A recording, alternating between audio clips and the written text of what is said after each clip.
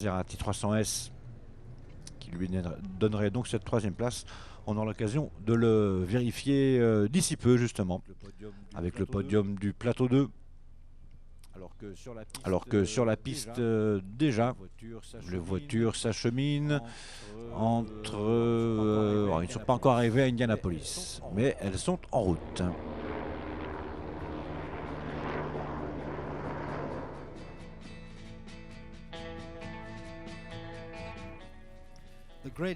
The grid then for the third race of Plateau 3, grid number 3, the grid lining up like this. They're out on the course at the moment. Number 55 in pole position is the Chris Ward. Chris Ward out once again in the Lister Jaguar Costin. We're going to be going to the podium with Bruno in a moment. The Chris Ward car then on pole position, the Lister Jaguar Costin, alongside the DB4 GT Aston Martin of number 11 Tom Alexander and Adrian Wilmot. So Lister Jaguar Costin body as opposed to the Nobly body, alongside the Aston Martin. On the second row we've got a car which finished in 15th place in 1958, the number 35 Lister Jaguar Flatiron with Steve Brooks and Pat Blakeney Edwards. This is the only Lister ever to have finished at Le Mans. In fact, in 1958 there were two of them. They're both here in this race. Look back in the grid as you watch the race to number 23, which is Christopher Lunn. Chris Lunn's number 23 Lister Jaguar was a non-finisher in 1958 out of those two Listers in the race. It was a national Belgian team car, but didn't finish. But this one, 35, Steve Brooks and Pat Blakeney Edwards, was in 15th place. And also went on into the racing life of Jim Clark, a car which Jim Clark raced and won in on his way to the Grand Prix World. That's the second row alongside the number 4 car, another car with a great charisma and history, the one-off Ferrari bread van based on the 250 GT, of which we see examples in the race, but this was a one-off project because the team Serenissima that wanted to enter Le Mans in 1962 wanted a 250 GTO, the brand new, very latest, absolutely superb race-winning 250, what became race-winning 250 GTO. Ferrari wouldn't sell him one. He wouldn't sell Count Gianni Volpi the 250 GTO that he wanted. So the team went out and bought a 250 GT and developed it in this one-off project, lowered the engine, they changed things, and of course made this body which is nicknamed the bread van, with its chopped off tail and window in the back, looking very much of course just like a bread van. Number 4, it's the Martin and Lucas Haluza car. This one-off project then 1962, and the intention was to beat the 250 GTOs because they couldn't buy one. In fact, they were quicker than the 250 GTOs here at Le Mans in 62 until they broke, that is. And after around 4 hours the bread van broke, and that was the end of that story. Great car then, number 4, the Halusa Ferrari bread van with no Ferrari prancing horse badges on it.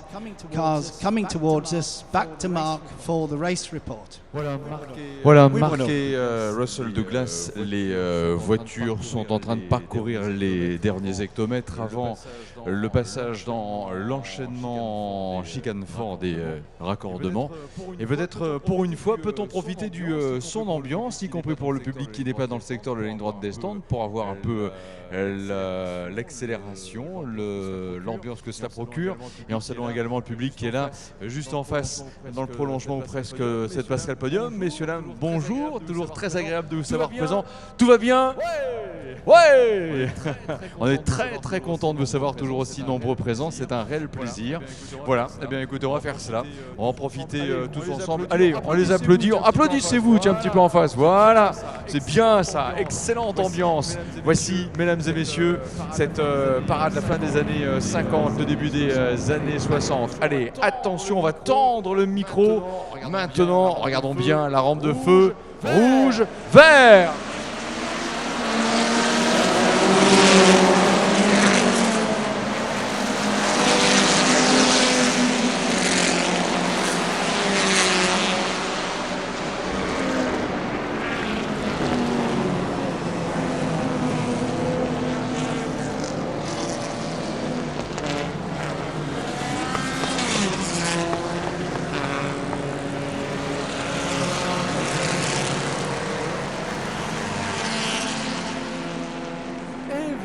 Et voilà, jusqu'à la dernière, passer la hauteur de la ligne de chronométrage pour cette course-là, la dernière du plateau 3.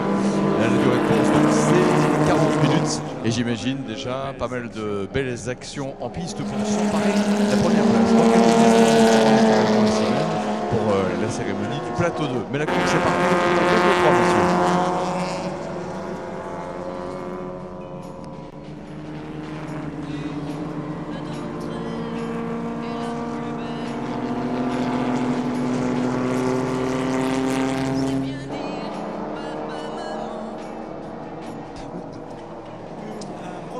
Un proto, une GT, voilà ce qu'il en est lors de ce départ, puisque effectivement Chris Ward a réussi à garder la tête de la course. On va vérifier dans quelques instants, mais il y a un petit paquet juste derrière. Eh bien, c'est bien Aston Martin numéro 11 avec Tom Alexander et Adrian Wilmot qui a conservé elle aussi sa deuxième place. Nous allons le suivre dans quelques instants. Juste vous dire, c'est important, qu'il y a une voiture qui ne s'est pas présentée, ou plus exactement qui s'est présentée mais qui n'a pas réussi à prendre le départ. Elle a été arrêtée sur le circuit. Il s'agit de la Lotus 17 de Pierre Pinelli, Alexandre Urbain et Philippe Lenec. Qu'est-ce qui s'est passé sur la voiture, Philippe Lenec? Les freins arrière bloqués. C'est facile à savoir puisqu'il est avec nous, Philippe Lenec. Donc on peut comme ça lui demander directement. Frein arrière bloqué, donc la voiture ne pourra pas prendre le départ. Elle ne l'a d'ailleurs pas pris.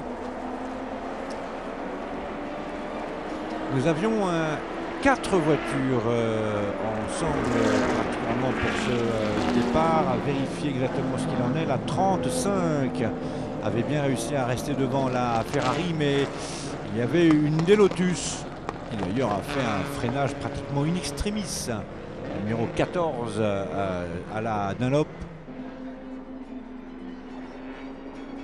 Ah, et une roue avant droite crevée pour la Ferrari 250 GT Bredvan de Martin et Lucas Alusa, Alexander Hems et Nicolas Van Doff. Ah oui, et la voiture qui perd des places évidemment. Crevaison pour la Ferrari numéro 4.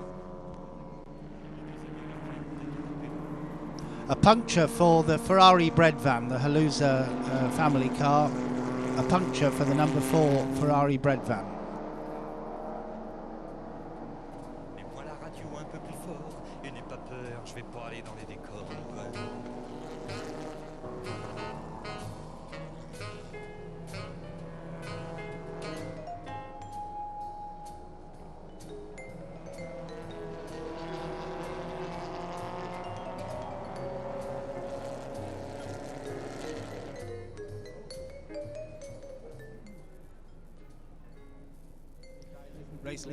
Race leader at the moment on this first lap, number 55 from pole position, is the Chris Ward listed Jaguar Costin. The low drag body from Frank Costin. In first place then, from the number 11, the white Aston Martin of Alexander and Wilmot, second place. And in third place comes number 33, this is Kirina Luhmann and James Wood in the Lotus 15, this one with a 1.9 litre engine. The Lohmann and Wood, number 33, Lotus 15 in third place. Fourth is the beautiful Ferrari 250 GT Berlinetta, one that hasn't been developed into a Bredvan, but a fabulously successful car in period, taking many GT victories. A superb machine. Clive Joy, 250 GT Berlinetta in fourth place.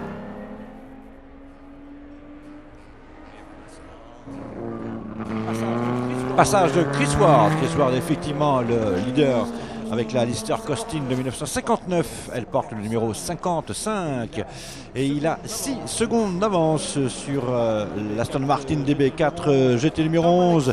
Tom Alexander, Adrian Wilmot.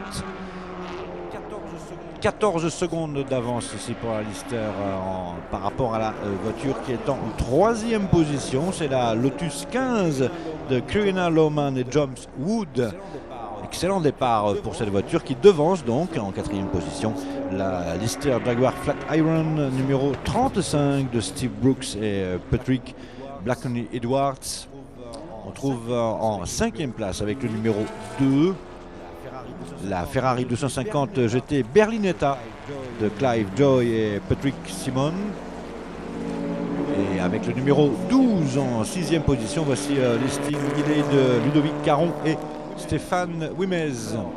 Alors, qu'est-ce qu'il en était? C'est vrai que nous avons donc perdu sur crevaison la Ferrari Brett Van numéro 4, qui donc ne se retrouve pas à la place où elle devrait se retrouver. En fait, elle est passée en 52e et bonne dernière.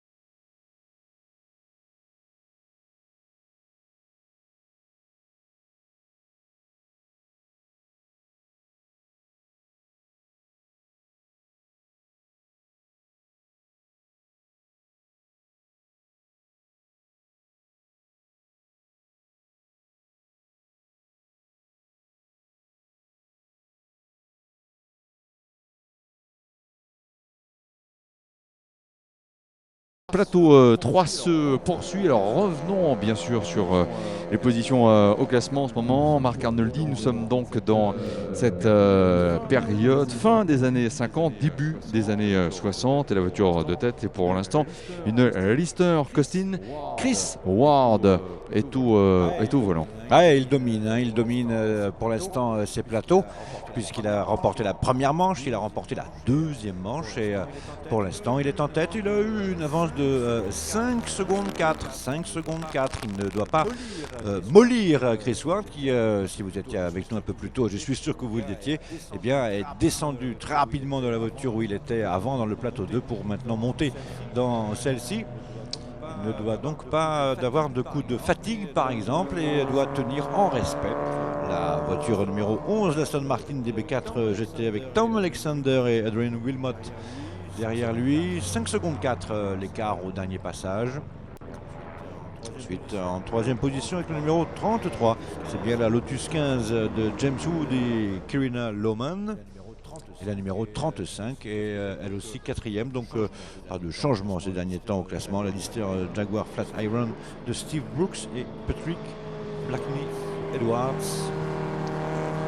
Mettons un coup d'œil avec le numéro 20 en 9e position, c'est la Ferrari 250 GT Berlinetta de Christian Dumoulin.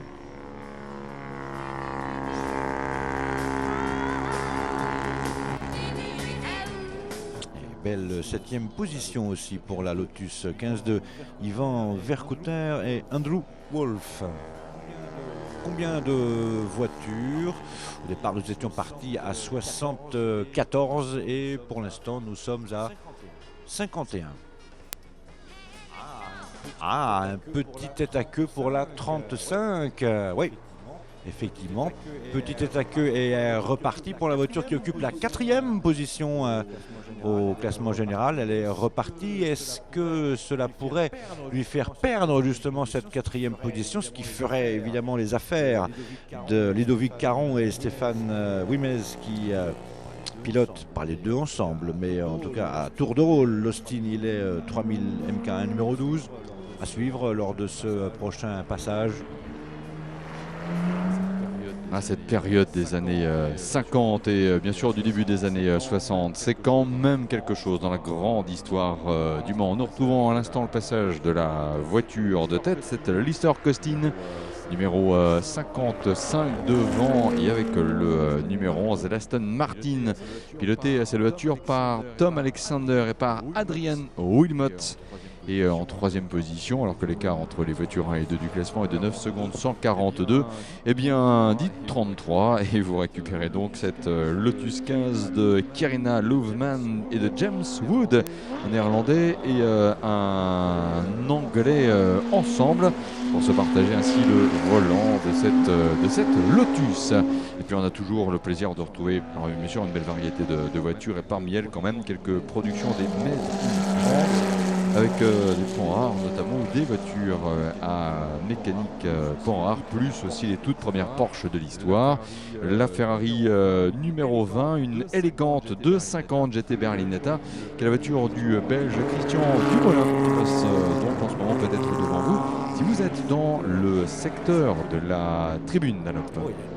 Oh, il y a une belle bataille là, hein. C'est ce qui concerne la 4e place, puisque alors on vous avait signalé effectivement que la numéro 35 avait vu un petit tête à queue, lui était revenu sans perdre trop de temps, ce qui n'empêche qu'elle a bien perdu 2 places et que maintenant on trouve bien avec la numéro 12 en 4e position de Ludovic Caron et Stéphane Wimez, et qui est maintenant suivi de la Ferrari 250 GT Berlinetta de Clive Doyle et Patrick Simon. Mais elles sont toutes les trois, ces voitures, littéralement roue dans roue.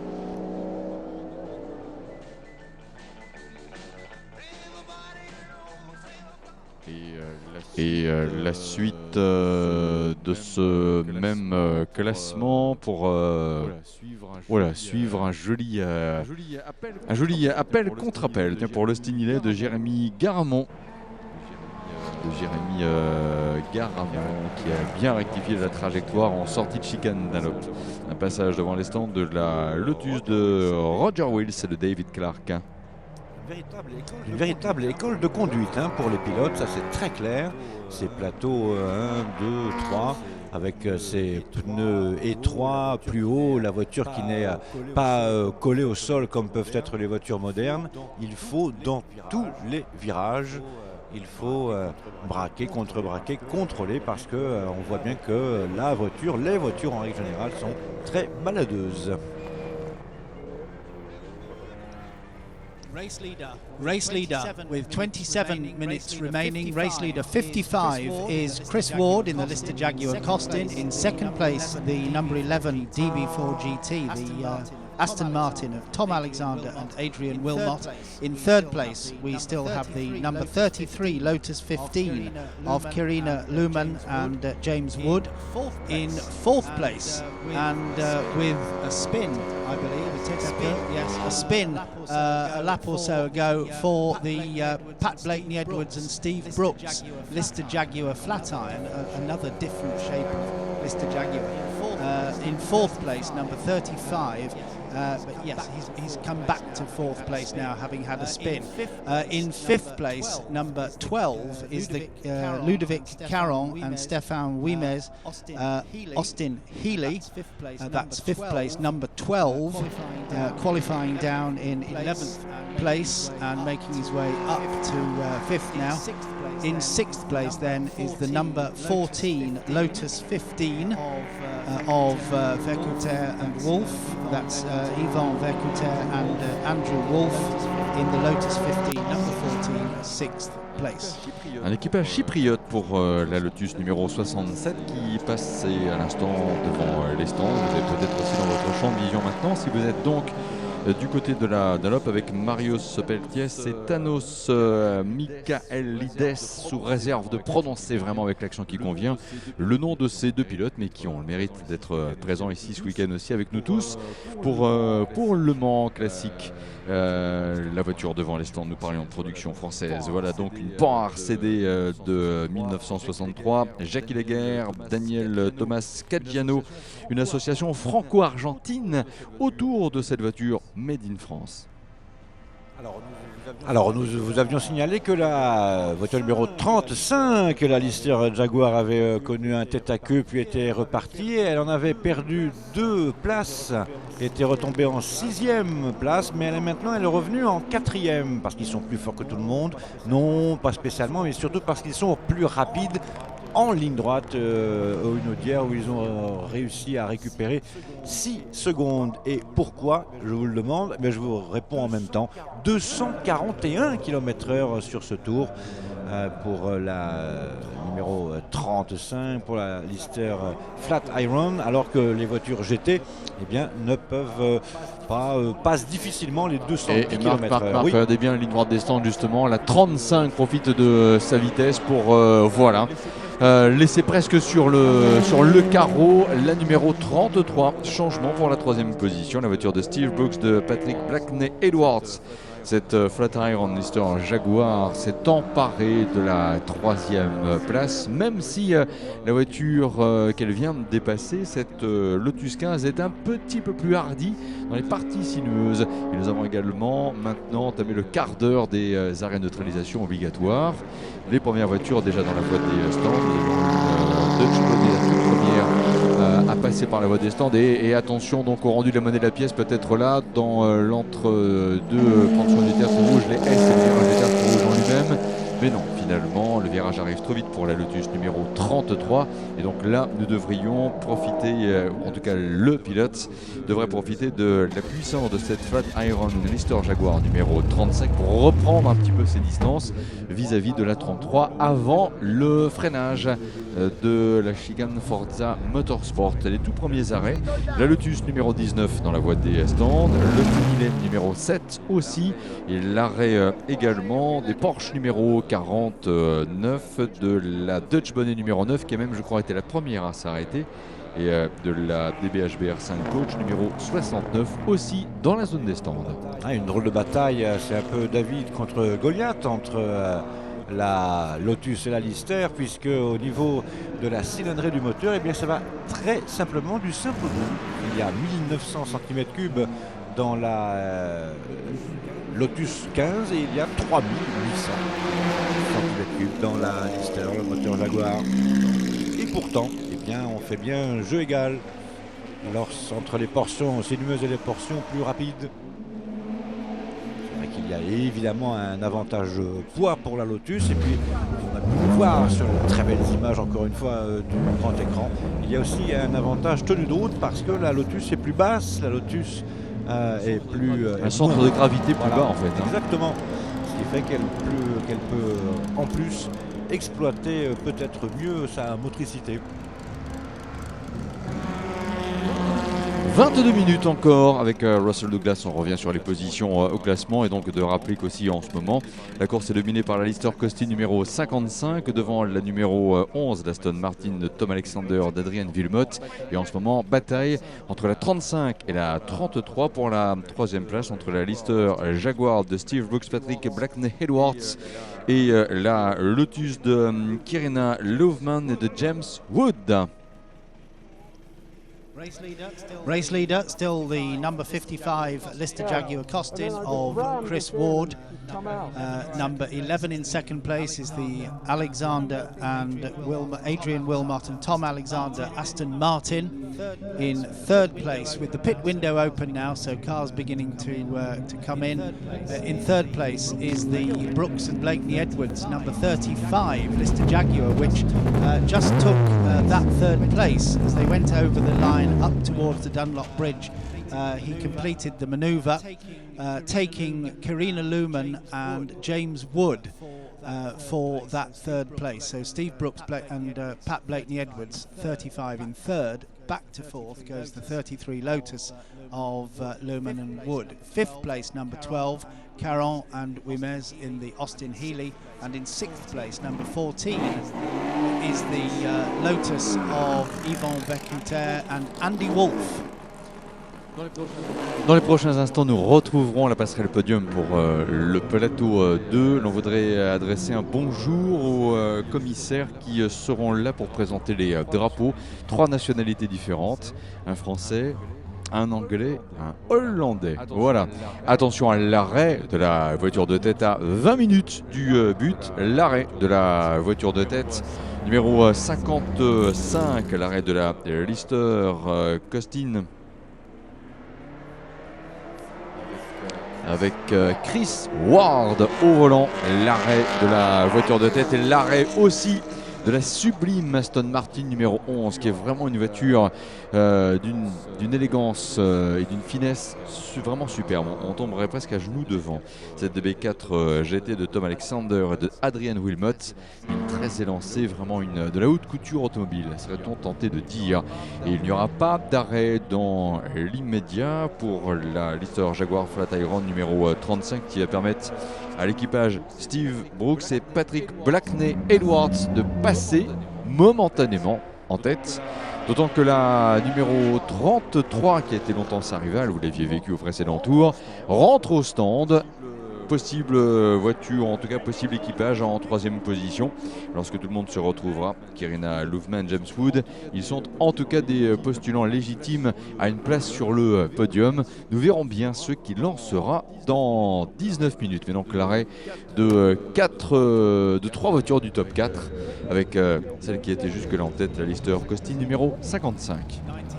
19 minutes remaining. Pit window is open. Both the top 2 cars are in the pits. 55 Chris Ward, 11 Alexander and Wilmot. The Steve Brooks, Pat Blakeney Edwards has gone into the lead. It's not stopped.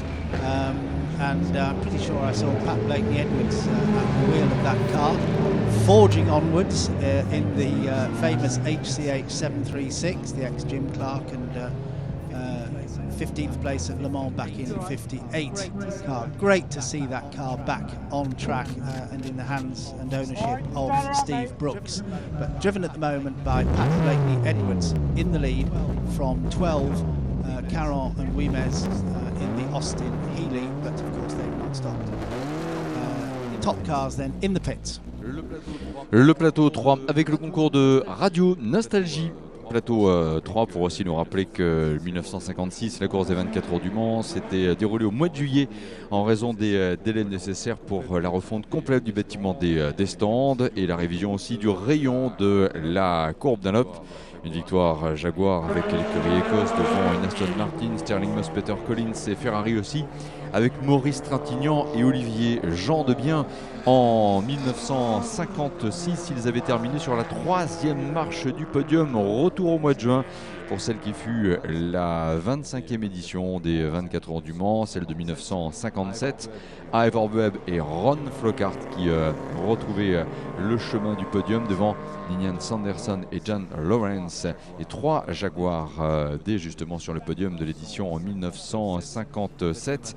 En fait même un quatuor avec l'écurie nationale belge, Paul Frère, Freddy Roussel qui avait terminé 4e en 1957. Toujours dans cette série ainsi concernée, la Ferrari de la Scuderia Ferrari elle-même, avec Olivier Jean Debien et Phil Hill furent les vainqueurs de l'édition 1958 sur une 250 TR, alors qu'Aston Martin et Porsche avaient placé également en 1958 des voitures sur le podium. Pour Peter et Graham Whitehead, l'Aston Martin, et pour Jean Berra et Hans Hermann, déjà ce personnage dont on reparlera en 1969. Jean Berra est le fameux casque avec la frise, drapeau à damier, 3e de l'édition 1958-1959. Une Aston Martin aussi avec la première victoire d'Aston Martin, Roy Salvadori et Carroll Shelby, et doublé Aston Martin puisque la voiture de Maurice Trintignant et Paul Frère avait terminé en 2e position devant la Ferrari de Perlitz et de Helde. À noter également pour Fernand Tavano, puisque nous avons un Tavano qui était dans le plateau précédent, que Fernand avec Bob Grossman sur une 250 GT California du North American Racing Team avait terminé en 5e position. 1960, victoire Ferrari avec Olivier Jean Debien et Paul Frère devant Ricardo Rodriguez et André Pilette.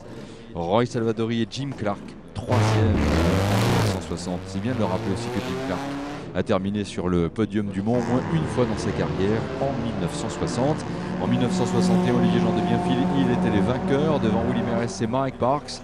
Également sur une Ferrari de la Scuderia et une 250 GT que Pierre Noblet avait engagée en 1961 et il avait partagé le volant avec Jean Guichet qui sera lui-même un petit peu plus tard vainqueur de ces 24 heures du Mans triplé Ferrari donc à l'arrivée de l'édition 1961. Il reste 15 minutes. Il reste 15 minutes sur la numéro 35, la Lister Jaguar. Le record du tour a été réalisé par Steve Brooks et par l'équipage qui est associé, rappelons-le, sur la numéro 35. Steve Brooks et Patrick Blackney Edwards.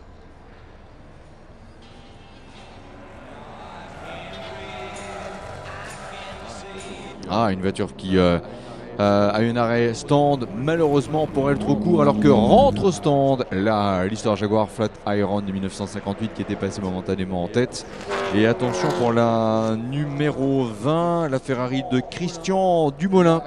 L'arrêt a été trop court, 1 minute 24, 6 secondes trop court, une 30 très précise. Là par contre on peut dire que ça a été vraiment bien calculé pour le signalet de Eric Perrou, 1 minute 30 très précise. L'arrêt de la numéro 35, reste à voir ce qu'il en sera des voitures numéro 12 et 2. La Ferrari numéro 2 Sublime, cette 250 GT Berlinetta rentre au stand. Attention donc à la 12 et attention aussi au rattrapage forcé de la Lister Costume de Chris Ward qui vise également ici la victoire. Nous rentrons donc dans le dernier quart d'heure et belle amélioration aussi, record du tour en course, superbe pour la numéro 55 de la Lister Costume de Chris Ward qui a réalisé un tour en 4 minutes 57 secondes et 41 millièmes. The 35 car of Steve Brooks in from the lead into the pits. In fact, it's the other way round. If they're going to swap, then Pat Blakeney Edwards is taking over now as we speak. We're just querying a pit stop time on one of the cars. We'll see. Yesterday we had a penalty added for a short pit stop, but non-stopped and leading the race is the number 12 Caron Guimez Austin Hill. Alors nous avons eu deux petits incidents, la 24 et la 44, des numéros qui se ressemblent. La 24 au ralenti me semble-t-il. On a vu une voiture arrêtée apparemment sous toute réserve à la sortie des S du Tertre Rouge. Et pour la numéro 44, un échappement qui est bien fatigué. Il touche le sol, il frotte, il racle, il traîne. Voilà, donc des problèmes d'échappement pour la numéro 44 en ce moment. Nous restons dans le créneau des arrêts stand et un arrêt justement important. Ne s'agirait-il pas du deuxième? Oui, il y a des soucis. Des soucis pour la Lotus de Kirina Loveman et de James Wood. C'est le deuxième arrêt de cette voiture. Deuxième arrêt de cette voiture qui jouait pourtant le premier rôle il y a quelques instants, dans les tout premiers instants, au moins dans le premier quart d'heure. Alors qui est passé peut-être furtivement en tête, la numéro 12, le Stignilet de Ludovic Caron et de Stéphane Wimez a confirmé cependant par rapport bien sûr aux arrêts stand. La numéro 12 n'a pas encore effectué son arrêt obligatoire. Entre la 15e et la 30e minute de course, on va bientôt arriver à la fin du temps réglementaire pour cela. À mon humble avis, nous sommes à 30 secondes, 1 minute 30 avant la fin de ce créneau qui permet donc l'arrêt obligatoire, du moment qu'il y a ensuite 90 secondes qui s'écoulent entre le franchissement de la ligne de chronométrage à l'entrée et à la sortie des stands en 1 minute 30 si vous préférez. Une voiture signalée au ralenti, la Morgan de Adrian Van der Croft et de Richard Plant, elle est signalée au ralenti.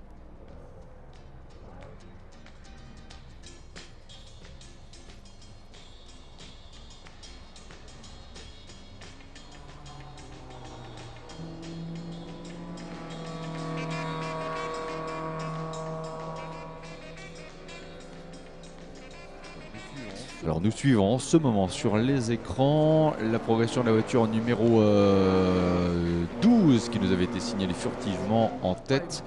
Pas évident de la retrouver, mais il faut se dépêcher car à notre humble avis il ne reste plus qu'une vingtaine de secondes désormais avant la fin de cette fenêtre pour l'arrêt obligatoire.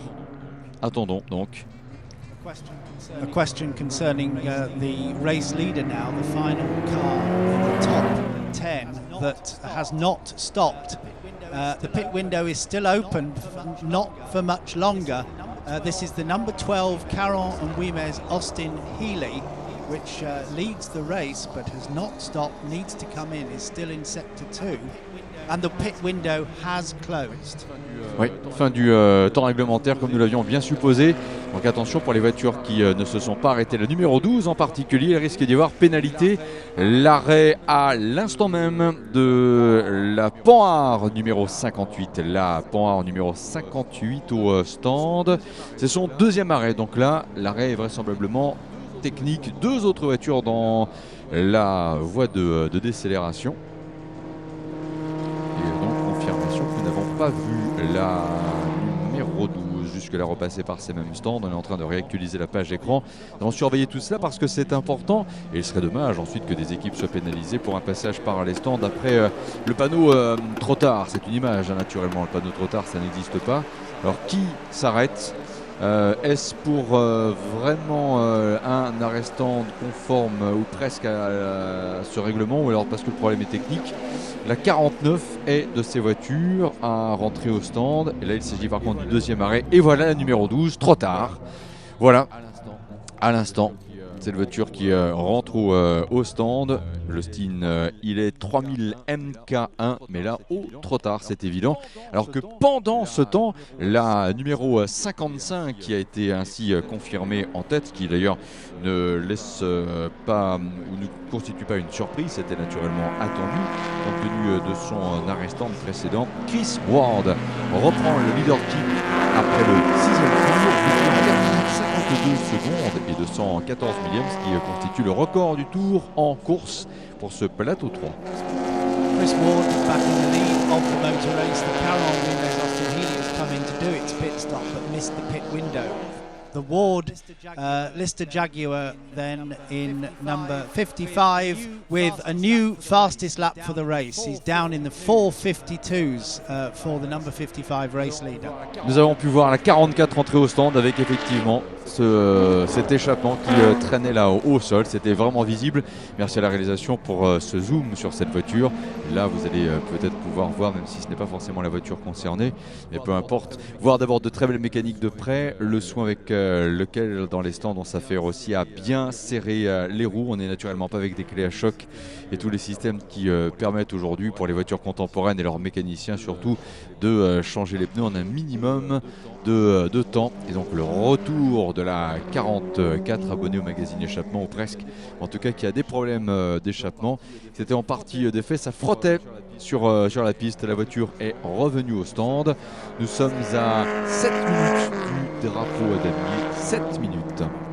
Ça marche bien pour Chris Ward. Regardez, 4 minutes 52 secondes 214. Eh bien, c'est le meilleur temps qui a été réalisé depuis le départ. Même hier, on n'a pas été aussi rapide que cela. Et évidemment, pas cette nuit. On aurait pu l'être cette nuit. On aurait pu, oui, mais on ne l'a pas été. Voilà. À la fraîche, quand le moteur respire bien. On aurait pu, mais on ne l'a pas été. Voilà des problèmes d'échappement. C'est la 44, raison pour laquelle vous voyez tout le monde affairé en dessous de cette voiture revenue entre temps à son stand. Allez, on s'active un peu dans les stands justement pour essayer déjà de lever la voiture avec le cric.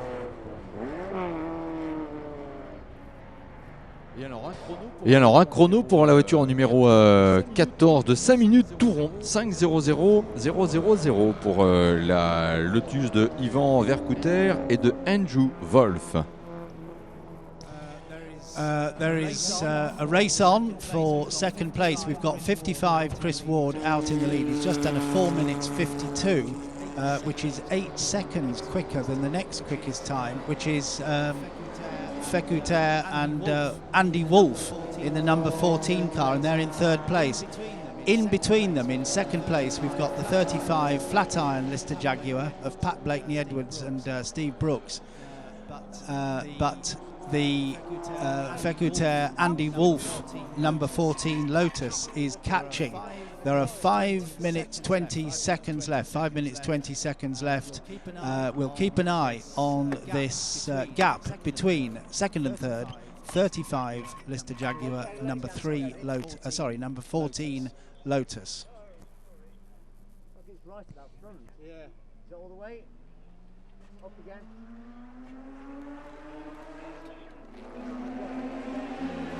Et nous allons rentrer déjà dans les 5 dernières minutes de cette course pour le plateau 3 à la fin des années 50, l'année 1961, qui est l'année butoir dans cette rétrospective Le Mans.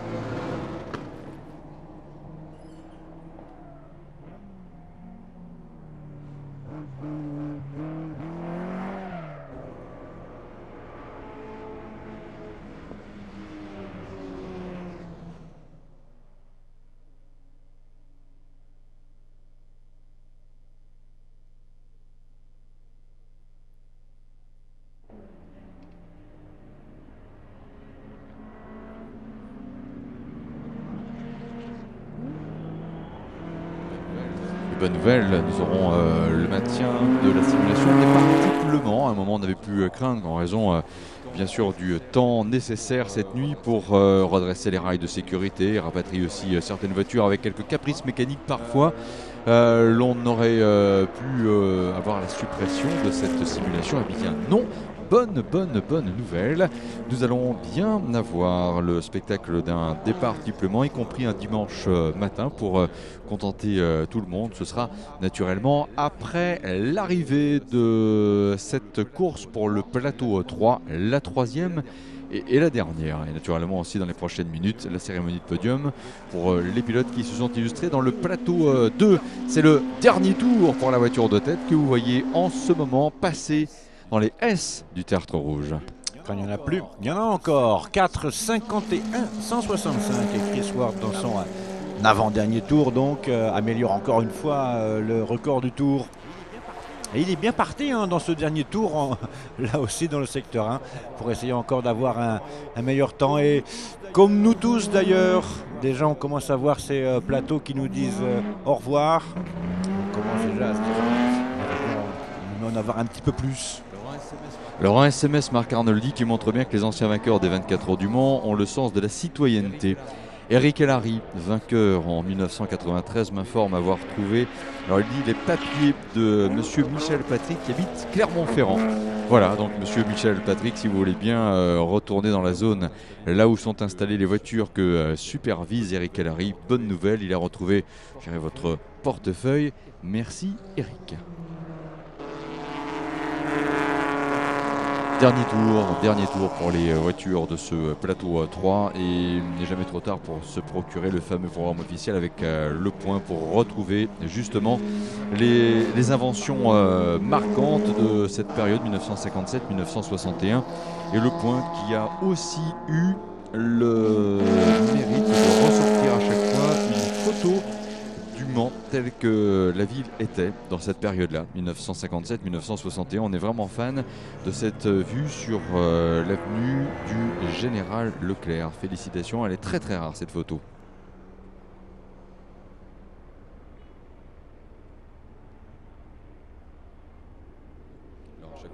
Alors à chaque fois vous avez aussi des photos d'objets de consommation courante ou presque, notamment des machines à écrire. Ça c'est ce qu'un journaliste ne peut s'empêcher de publier à chaque fois pour rappeler qu'elle a été longtemps le meilleur ami de l'écrivain et forcément donc aussi du journaliste avant naturellement l'arrivée des ordinateurs et des claviers numériques. Ceci étant, restons à la fois dans cette période 57-61 et bien sûr en ce mois de juillet 2016 pour vous rappeler que nous sommes dans le dernier tour des voitures du plateau 3. Nous dirons au revoir à cette rétrospective 1957-1961 dans quelques instants, forcément. À l'image, vous suivez en ce moment la Deep Sanderson de Robbie Bernberg et de Paul Hugo, qui sont en fait des pilotes anglais. sympathique là encore de pouvoir retrouver cette voiture.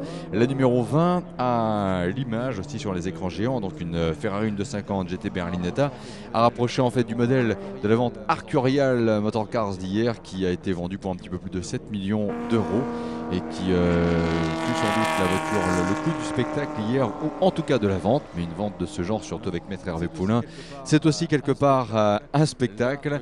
La voiture a même de s'imposer dans cette dernière course pour le plateau 3 avec le numéro 55 aux mains de Chris Ward. Et donc là, Lister Costin, Lister Brian Lister, qui avait conçu un premier châssis en 1954. Souvent, ces voitures étaient équipées de mécanique Jaguar. Là, Lister numéro 55 est bien parti pour s'imposer dans ce dernier tour. Et qui sait, peut-être l'enregistrement d'un dernier record du tour, d'une ultime amélioration.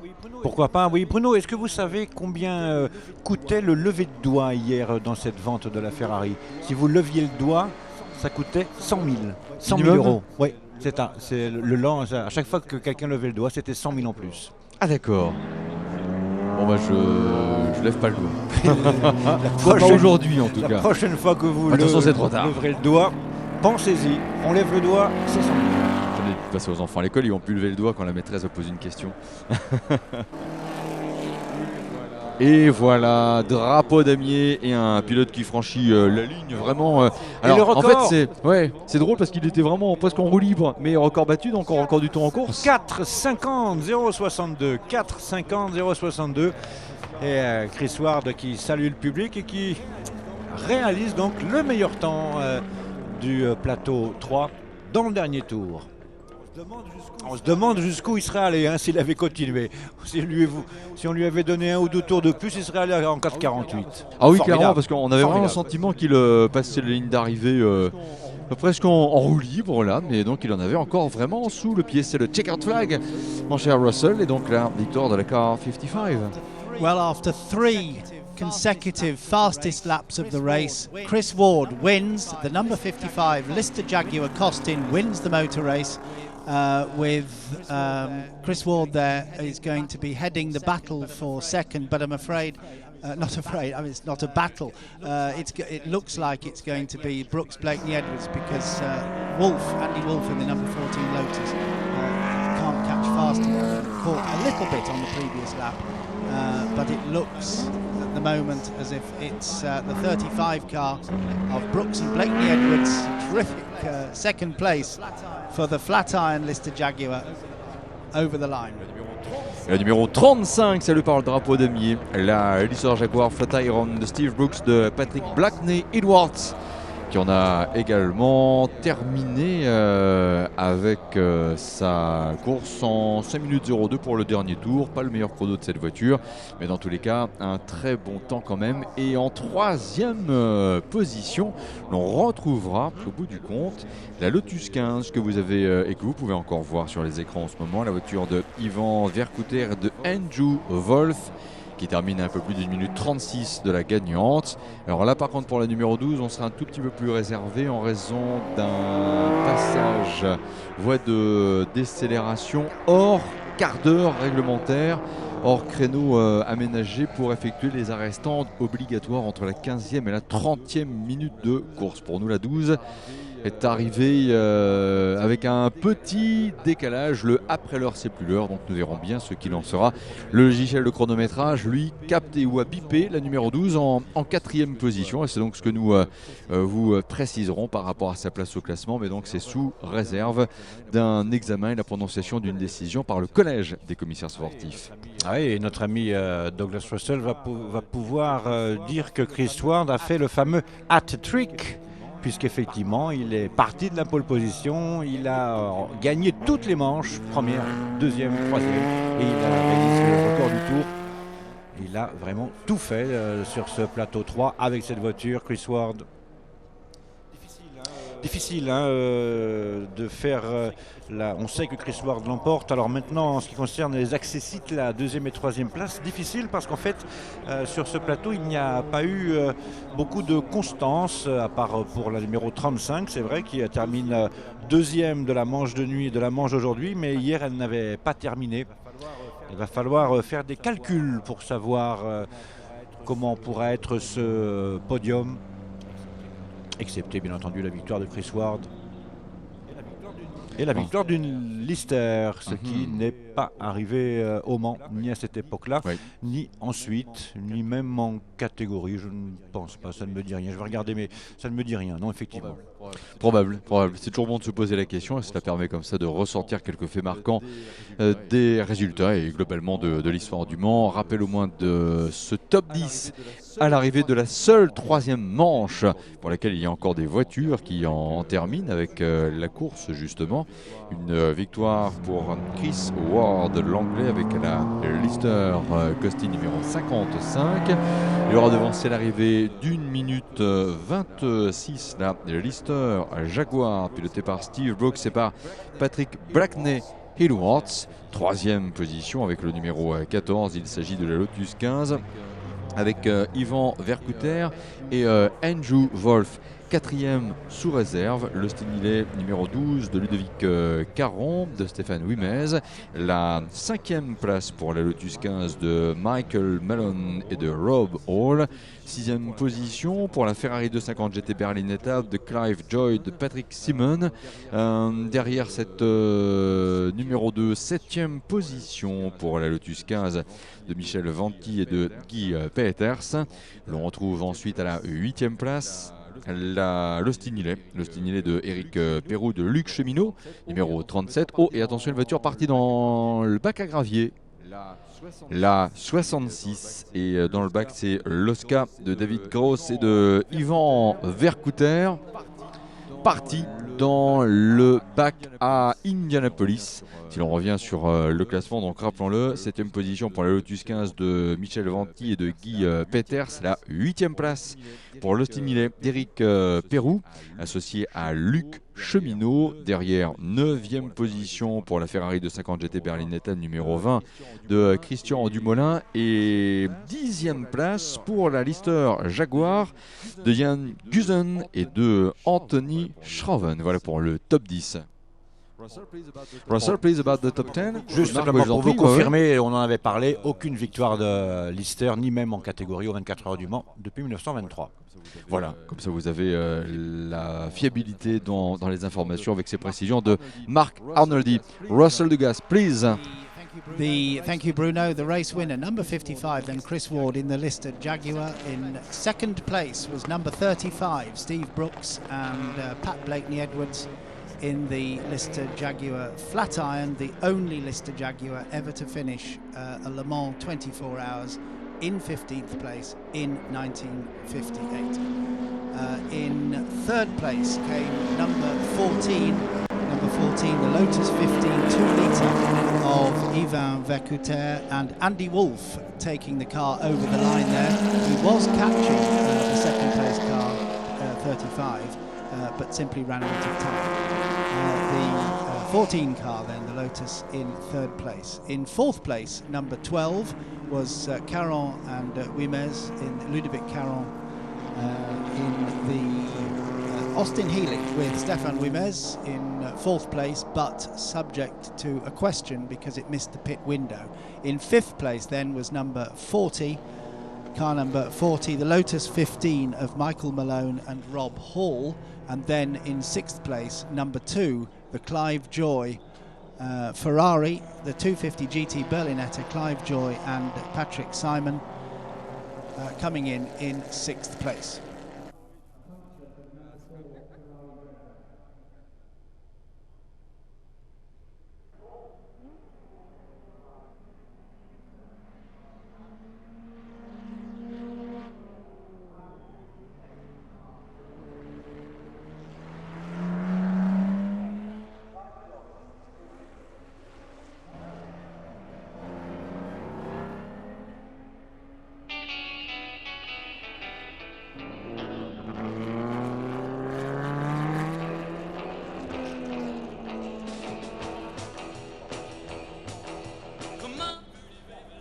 We now move on to Plateau 4, Grid 4, and this is the last occasion this weekend to see the running start, the famous Le Mans start which is a wonderful photogenic moment, bright sunshine, all the cars lined up in echelon just like they were from the early years, not the very beginning, but the early years until 1969. The running start up until 1969. Well, we're recreating it here for Plateau 4. The cars will then move around and re-grid at the top of the Mulsanne Straight, but it's a great opportunity to see a simulation, a fun opportunity to take photographs of the cars of Plateau 4 lined up. So if you'd like to see that, come along to the start and finish straight for Plateau 4. Pourquoi faut-il rester avec nous là maintenant? Parce qu'il fait beau déjà, parce que tout le monde est sympa, parce que le village est exceptionnel. Les clubs nous ont préparé pour le Mans Classique des expositions vraiment superbes. Allez les voir. C'est peut-être aussi l'occasion de savoir comment on peut se procurer tel ou tel type de voiture. Des occasions. Tiens, j'ai le sentiment à propos des pilotes alpines, c'est David Cheng que je vois qui passerait là en bas ou pas? Ça ne m'étonnerait pas d'ailleurs. Ça paraît mieux être lui, oui. Oui, parce que c'est vrai que c'est un résident manceau maintenant. David Cheng, voilà le pilote chinois qui... mais oui, c'est David, good morning. Yeah. Voilà, qui parle très très bien français d'ailleurs, tout comme Oh Pintung qui était au volant de la numéro 35 cette année aux 24 heures du Mans. Et si vous avez envie de revoir les deux Alpines à 460 de l'équipe Signatec Alpine, rendez-vous dans la zone expo Alpine justement avec la Vision, qui est l'authentique voiture que Carlos Ghosn a présentée à la presse. C'était le 16 février à Monaco. Voilà, il faut encore attendre au moins un an, septembre 2017, pour que la voiture soit vraiment livrée à ses acquéreurs, et apparemment se bouscule chez Renault, en tout cas au niveau de la direction générale Alpine. Les sollicitations sont extrêmement nombreuses, il ne faut pas avoir peur de le dire. Bref, donc reste avec nous aussi, pourquoi? Parce que dans les prochains instants, nous allons poursuivre notre balade dans le temps, parcourir les années 60 qui, avec le plateau 4, il illustre finalement ce plateau 4. Il nous ramène dans une époque où justement on avait encore les fameux départs type Le Mans, raison pour laquelle nous allons en avoir une simulation dans les tout prochains instants. Ça, c'est aussi du grand spectacle. Et puis après, bien sûr, à la suite de cette rétrospective, les plateaux 5, les plateaux 6, et aller faire un tour aussi dans le village pour aller voir les autres expositions, savourer peut-être un verre s'il y a de champagne dedans, parce qu'il y a aussi un bar de champagne. Souvenez-nous que l'alcool est à consommer avec modération. Allez aussi déjeuner dans ce restaurant qui est le Beaulieu, aménagé dans un beau site, c'est le village. Le Beaulieu, c'est naturellement le nom de ce restaurant, avec le chef Olivier Boussard, chef étoilé, qui a justement aménagé une annexe ici même pour le Mans Classique, avec le warm-up des entrées, les plats principaux sous le libellé La Course, le pit stop des fromages, et le podium des desserts, le Beaulieu avec Olivier Boussard, le chef étoilé Michelin, une étoile, vous attend avec son équipe dans le village du circuit.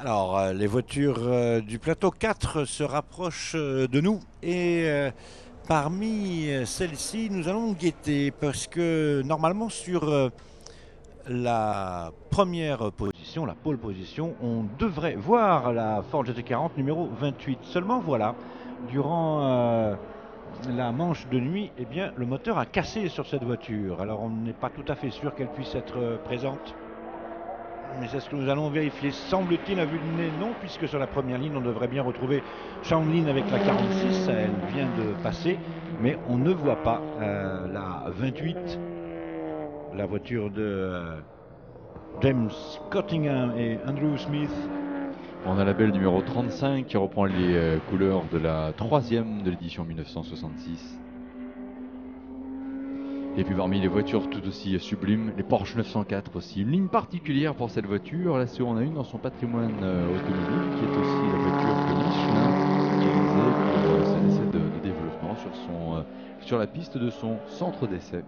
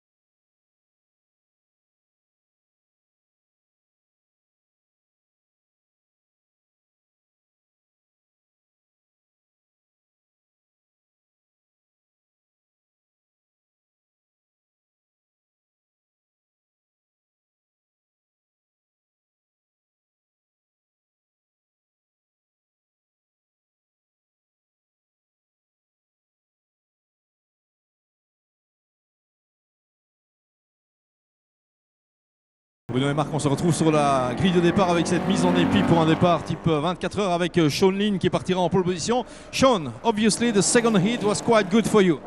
Yes, so far it's going quite well. She's in one piece, which is the most important thing. Had a bit of a spin last night on the oil, but so far so good. We'll see if we can keep in front at the end of this race.